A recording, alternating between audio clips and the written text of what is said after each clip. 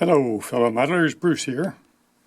A little while back you saw me unpackage a purchase I made of 3 HO scale steam locomotives by 3 different manufacturers labeled as for parts. And my goal was to get at least one of those back on the rail. So starting with the Tyco 040 switcher, because, well, I'm familiar with them inside and out, and I have a good amount of spare parts for them. So first thing I thought we'd do is just see whether it has any life in it at all. So I have it on the rails, and let me just put a little juice to it.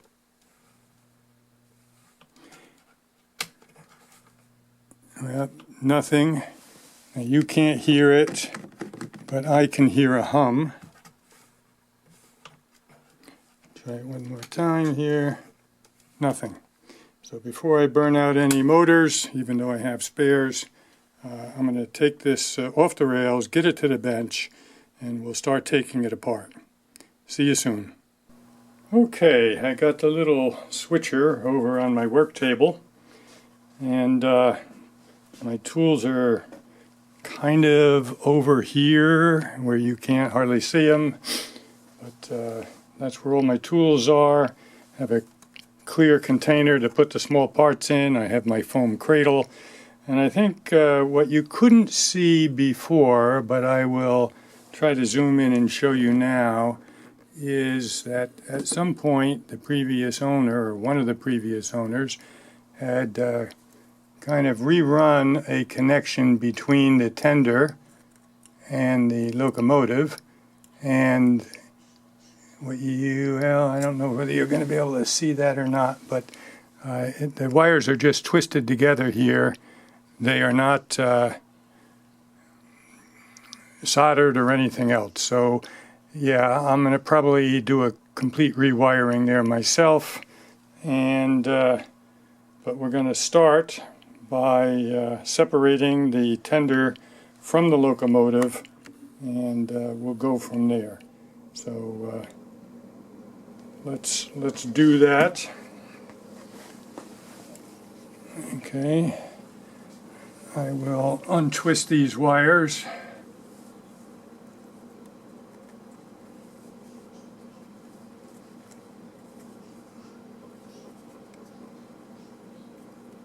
Okay, and now I will disconnect this homemade connector that they have between the locomotive, the drawbar there. All right. Put that in the clear plastic. There's the locomotive off, and the tender, well, let me just complete taking off this drawbar. Wonder if that ever worked for him. Could be. But I do have spare drawbars, originals.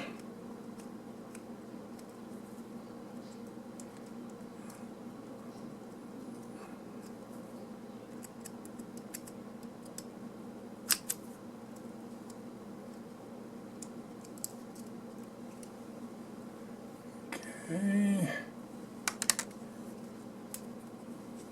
And that little bugger, I'm not going to save. Okay, so we got those separated, and I think the next thing I'm going to do is just put the tender aside for now, and we'll just work on the locomotive. And let's see what we got here. Let me look again at the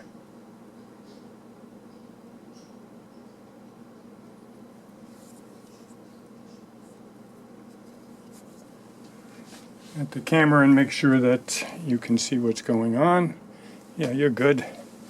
Alright, so remove this front screw.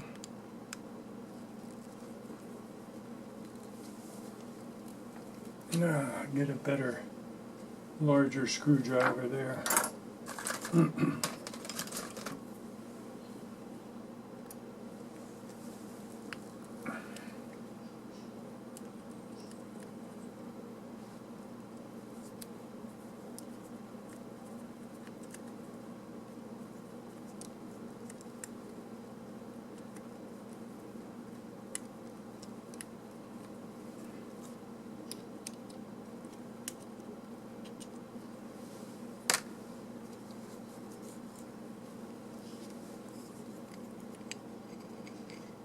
And there we go. The shell itself is in very good shape. Yeah, it's of the die-cast era, Mantua stamped inside. Plastic cab though, so it's one of those hybrid errors. And we're going to take a look at this motor a minute now that we have it out.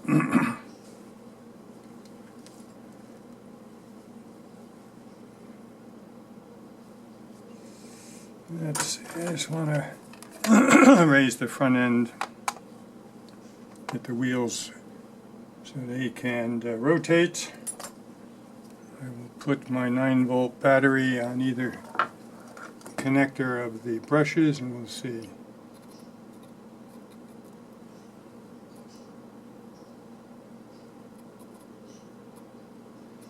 I'm getting sparks, but nothing else. So the next thing I'm going to do is take that motor off and see what's going on. Alright, so there's just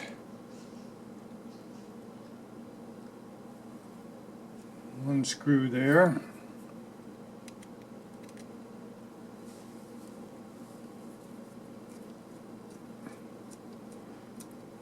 These are really easy steam locomotives to disassemble, and a great one to get if you want to start playing around with repairing steam locos. The commutator is filthy, so it doesn't surprise me that this little motor was having its share of problems. Let's just see one more time whether I can get it going here.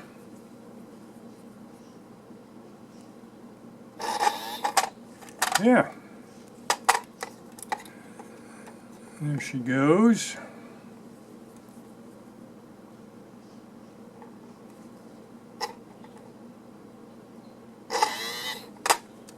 Okay. So the motor's good, and the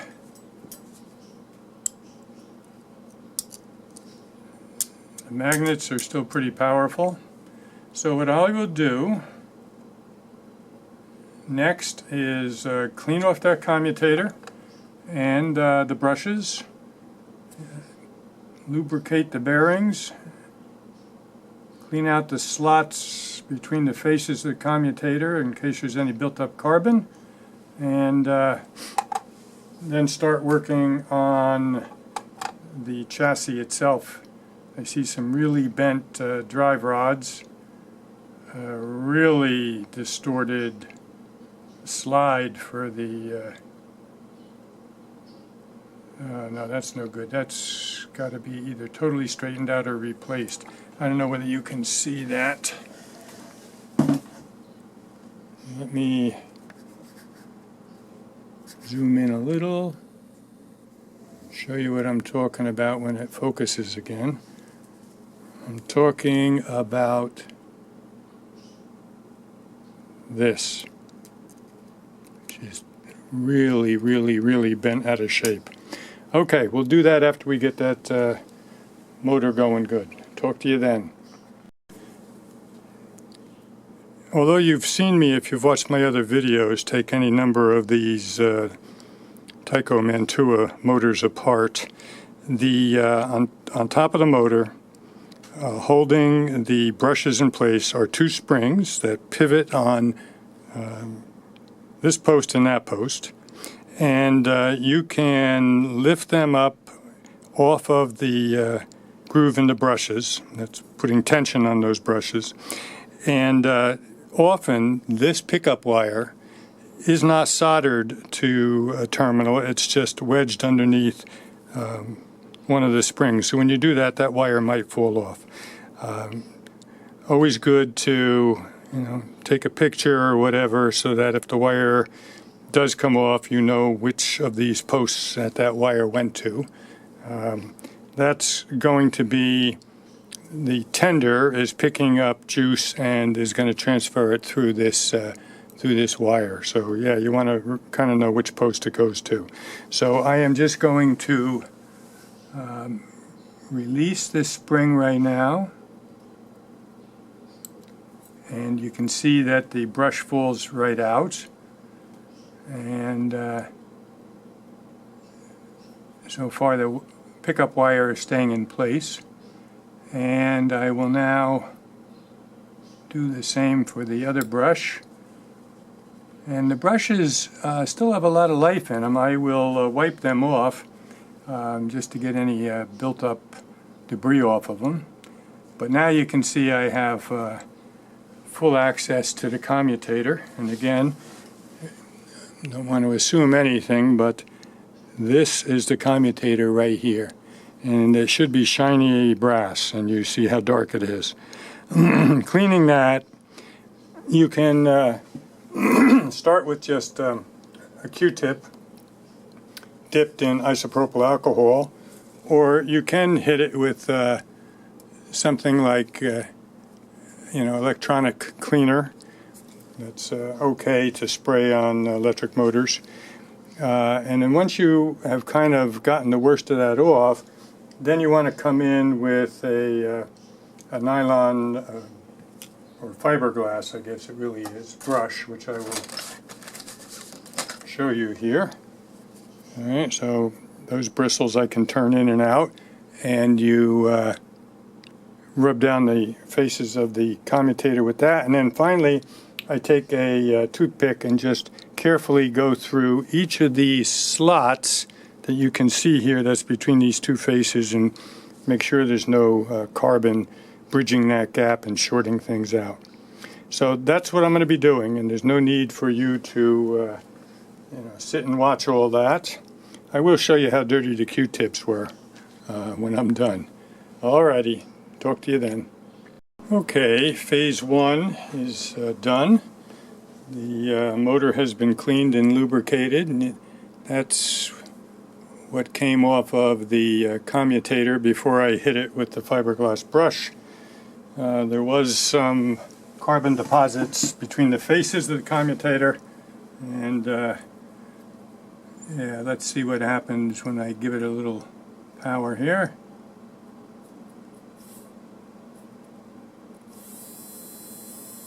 I think you can see that. It's one direction. Switch those, come in from the other direction.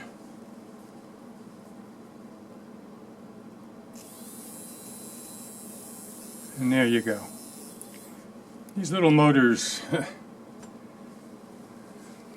I've yet to see one that burned out or died. So they were well-built little guys. Not the quietest, but do a good job on these little locomotives. Alright, I'm going to put that aside, and we're going to start looking at what we can do here with the drive chain on the you can see right now not turning around. So it's this side primarily that's buggered, and I am going to, well actually, no, both sides. So I'm going to take that apart, do some straightening out, show you as much of it as I think you'd be interested in, reassemble it, and we'll see where we go from there. Talk to you then. Okay, going to take the bottom plate off of the underframe here. There are two screws. I think you can see them fine in the video here and here, and that plate will come off, and then I'll be able to pull up those wheels, get them out of the axles out of there and so forth, and start straightening everything up. These are simple enough that you don't have to worry about some real fancy work here coming apart that you can't figure out how to get back together. So you can be, that's why I say this is a good one to start with if you really want to start tinkering with steam locomotives. So just be careful. If you saw one of my earlier videos, these bottom plates, depending on the era and what they were made out of, can be brittle, and I broke one in an earlier video. Let's see.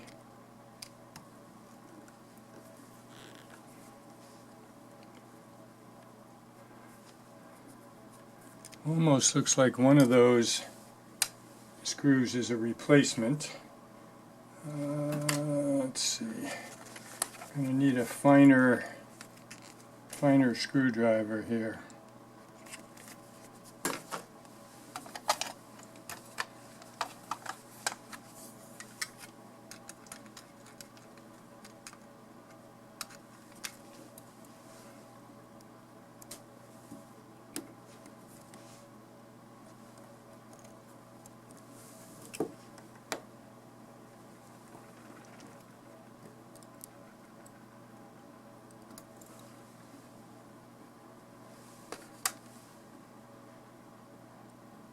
And here's that plate. A little bit of oil residue there. And now you can see the axles where they are. Each of them has a set of bearings. Let's just get this one out of the way first. You can see this bearing here, this brass one right here, okay, full length. Here, because of the drive gear in the middle of the axle, it has a split bearing. Those are well lubricated, but these things are so bent I need to get access to them and see what's going on here. All right, talk to you again soon. Okay, I want to just show you a little bit of a close-up on what was causing the major problem, that the side rods were not moving the way they should have. On this side rod at the end you have the crosshead assembly, this black assembly here, and you have this crosshead guide, and that's supposed to allow the crosshead to slide back and forth in it like that. And on the other side, that crosshead guide is so bent that it was not allowing this to slide backwards and forwards, and that's the main problem. Now, back when Mantua was still in business, every part in every one of their locomotives was available separately, and the price list was always published, and this crosshead guide was 25-cent item. Now, I am going to be able to get that off of the crosshead. They just pry off at an angle, and at some point I can play around with trying to straighten that so I get a usable crosshead guide out of that. But right now, to get this project moving, I'll just go into my bag of spares, and here is a spare crosshead assembly and crosshead guide, which is cosmetically dirty, but it's not bent. So I'll clean this one up, probably, well, I could install the whole thing, but most likely I'll just get the crosshead guide off of there and install it on this one. And reassemble, because everything else looks like it's in pretty good shape here.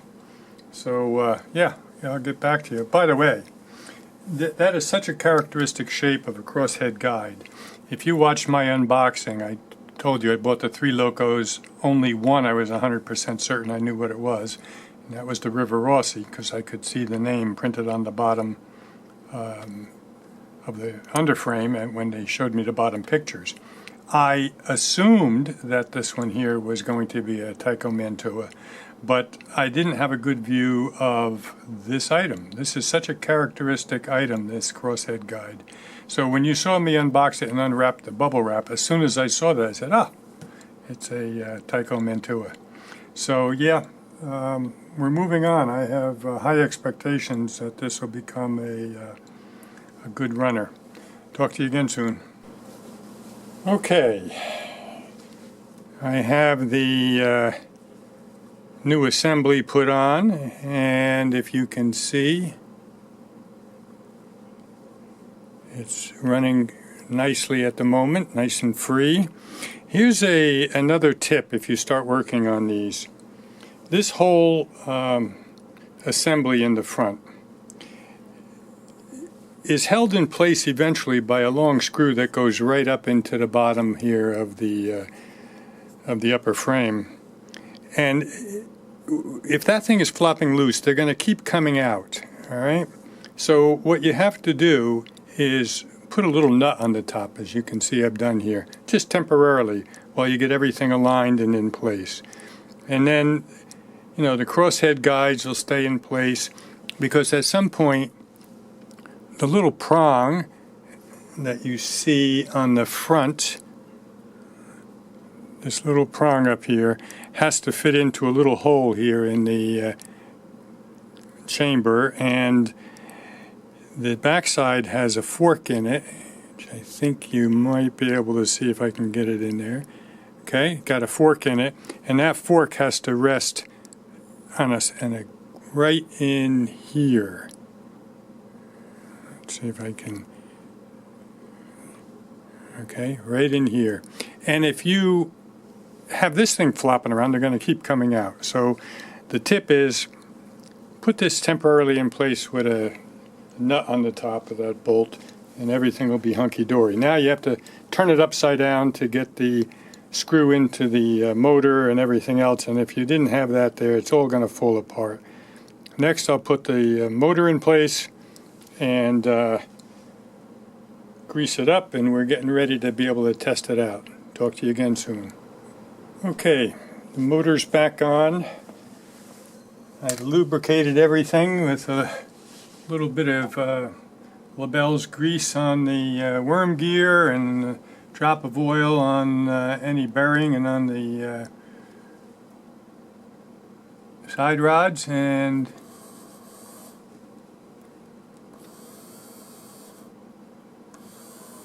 putting a 9-volt battery on. There she is in reverse. Let's see, going forward.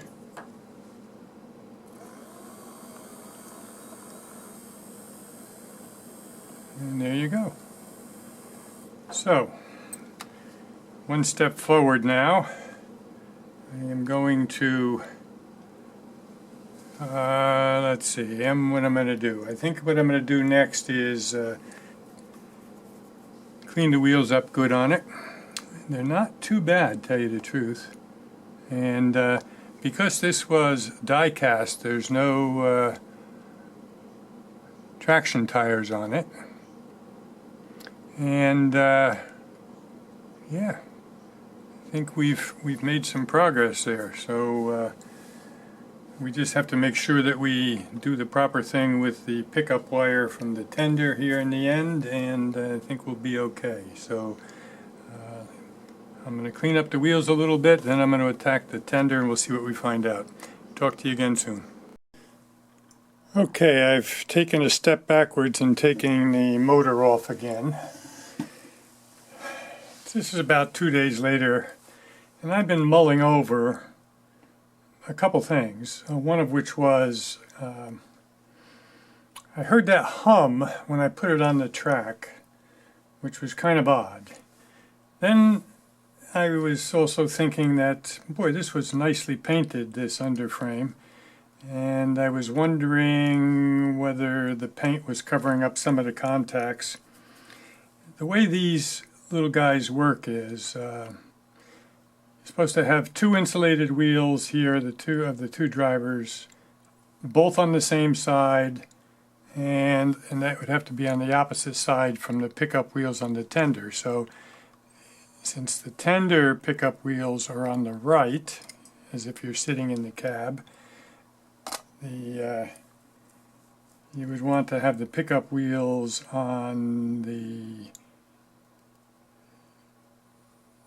drivers here to be on the opposite side. So I started wondering whether somebody had this apart and whether they put the two wheel sets on incorrectly with one insulated wheel on one side, one on the other.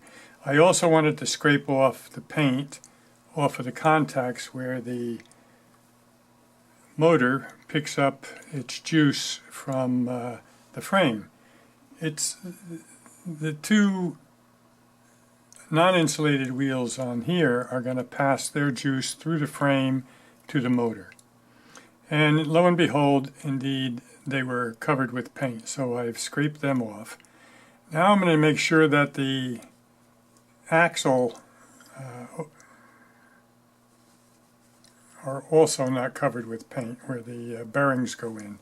So I have to take this thing down. In the meantime, I took my multimeter and I was checking for continuity. So I'm putting one feed on one of these areas that I've cleaned the paint off of, and I start touching wheels. So this wheel, you could hear that buzzer go off. There's a connectivity between this driver and the frame. Moving this over to this side, there is no connectivity, which is proper. One of them is insulated. So this is a hot wheel. I go to this one, oh, lo and behold, nothing. But if I go to this wheel, continuity. So whoever had this apart in the past put one non-insulated wheel on the left side and one on the right side. And therefore there's going to be a short coming through the frame itself. All right, got some work to do. Okay, I have sorted out all of the pickup wheels versus insulated wheels. Indeed, one of the two drive wheels was in the inappropriate position, creating a short. So I sorted that out, and I put the two insulated wheels in the locomotive on the left side as the directions from the locomotive instruction sheet indicated, which means he had the pickup wheels on the tender reverse, so I had to turn those around. So I think now it's time for a test run. We'll see how she goes. Wait a minute, that's actually moving.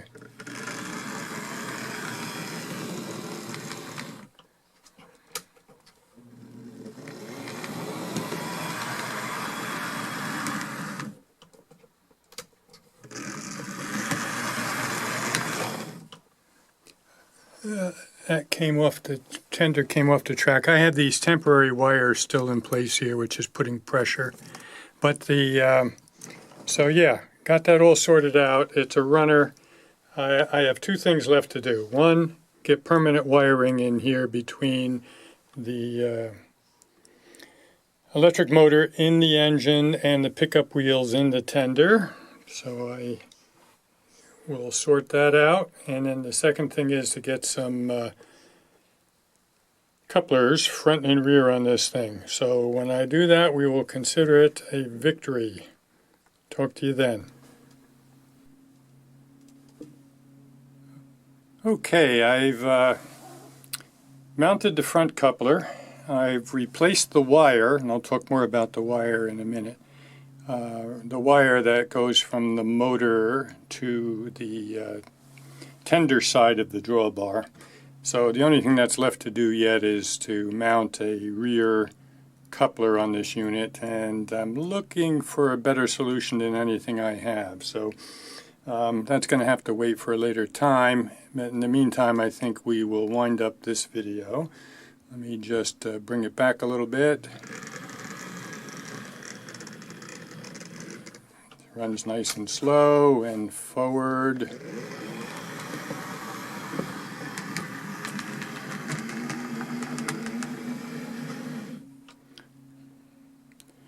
All right, so let me show you what I've done with a few things here and make some finishing comments. Talk to you soon.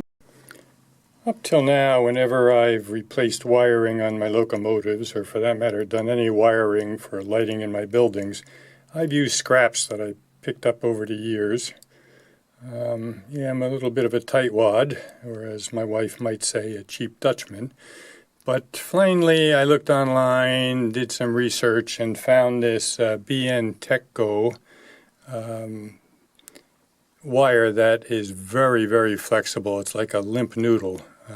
It's a silicon wire, excellent for this application, and I'm going to save it for times when I want to be able to really have a flexible wire.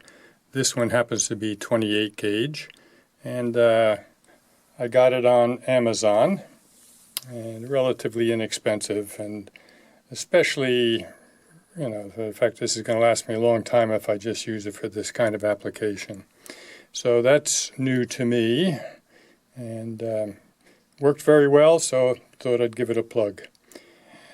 All right, so let's make some, last comments on the resurrection of this. As you recall, it was one of 3 steam locos that I bought. This one, I'll call it the low-hanging fruit of the 3 steam locomotives because I know it so well inside and out, and I have lots of spare parts. So you once again saw me use a multimeter for continuity checking, and that's how I picked up on the fact that some previous owner had mounted one set of the drive wheels backwards so that there was a pickup wheel on each track, and that was giving me a dead short, and that was the hum I heard early on. So yeah, multimeter is your friend.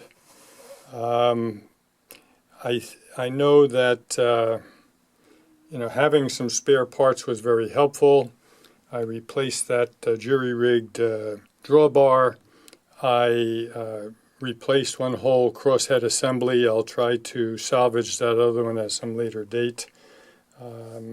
So yeah, of the 3 that I paid less than $50 total with shipping for, we got one runner out of the deal. And yep, I think that almost pays for it. But the fun of working on these things is the real benefit of buying a set like that. The next up that I'm going to do will be the River Rossi locomotive, that 080, which is indeed a tender drive, which makes it one of the early releases of that 080 switcher. So yeah, I'll tackle that one next and do the video on it, which could be interesting since I've never tackled a unit like that. So if you enjoyed this resurrection video, please give it a thumbs up. If you have not already done so, please subscribe to the channel. And let me know a couple things. One is, do you enjoy these resurrection videos, in which case I will do more. And the second thing is a little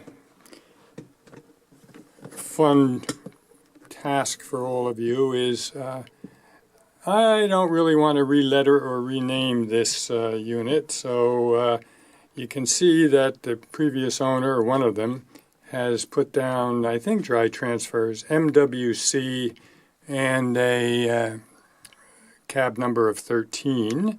And so I want you to exercise your brains a little bit and come up with some customers that might have their own switcher. You know, things like quarries and lumber facilities and mines and all kinds of things in the past would have a switcher on their site.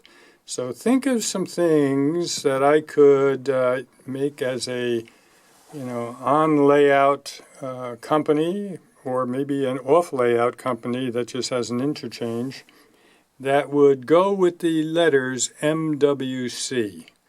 And put those in the comments. All right, talk to you again soon.